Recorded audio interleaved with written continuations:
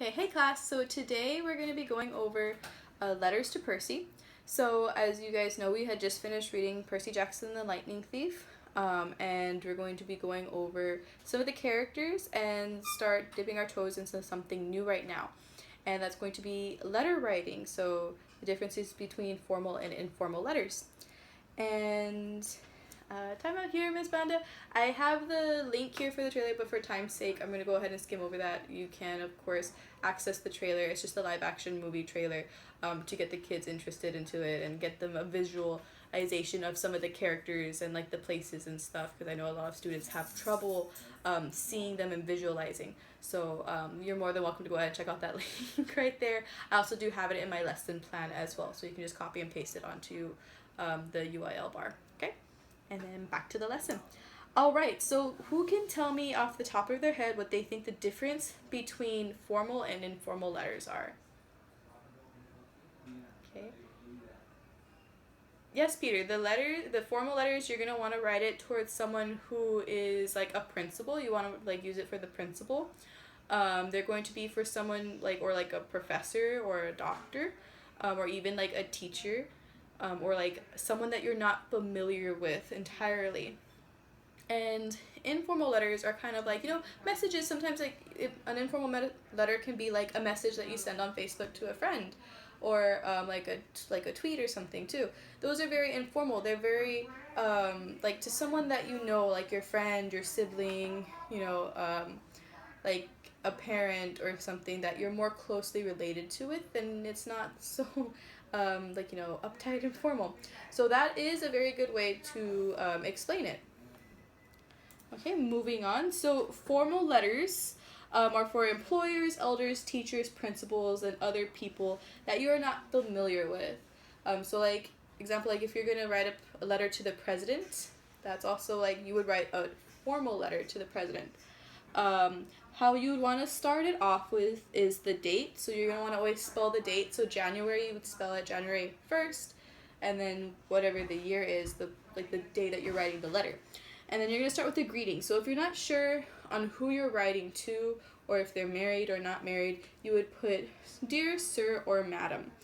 And as well as if you already have an idea, you can put Miss, Mrs., Mr., doctor if they have a doctorate, or if they're like a professor or something, depending on their position. And then of course you write your body paragraph, so whatever the topic's going to be, whatever discussion, the question that you have that you're going to be writing to them for. Make sure that they are grammatically correct, of course, and that they are all connected, and that they're on topic as well. You don't want to be jumping topics the entire time or not making sense, so you want to be cohesive. So we've talked about that before in previous writing lessons as well when you guys were writing your papers. It's kind of similar to that. And then of course we have the complimentary closing, and here it can be like sincerely or thank you for your time, something very polite for like, thank you for reading what I have to say. And then you'll have your signature, and then your name would be at the bottom, so your full name. When you do formal letters, you're going to want them printed, typed in a legible normal typeface, normally Roman numeral is fine. Times New Roman is fine. Of course, you want it to be legible and be able to read it and such. And now we move on to informal letters. So as Peter said earlier, that these are for more towards friends, family members, and stuff.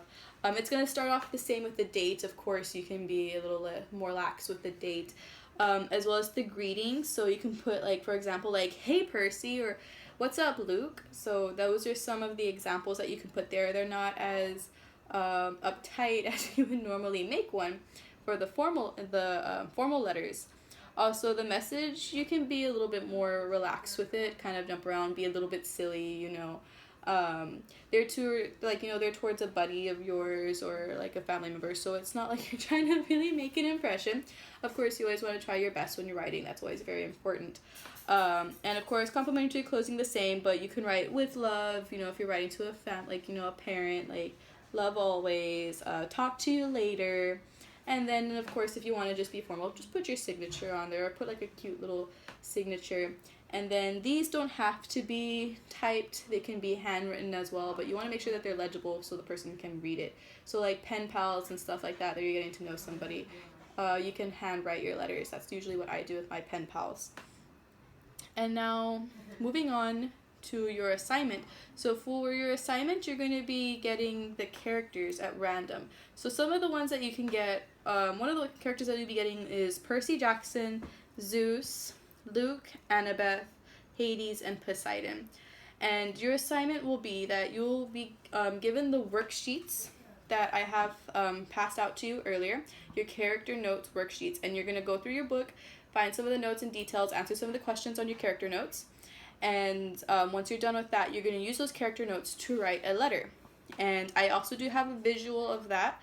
I have an example here of a letter that I want you guys to have. This is a formal letter to Zeus, and it says, "Dear Mr. Zeus, with all due respect to the King of the Gods, I do not think that it's fair to give Percy Jackson only 3 days to find your missing lightning bolt.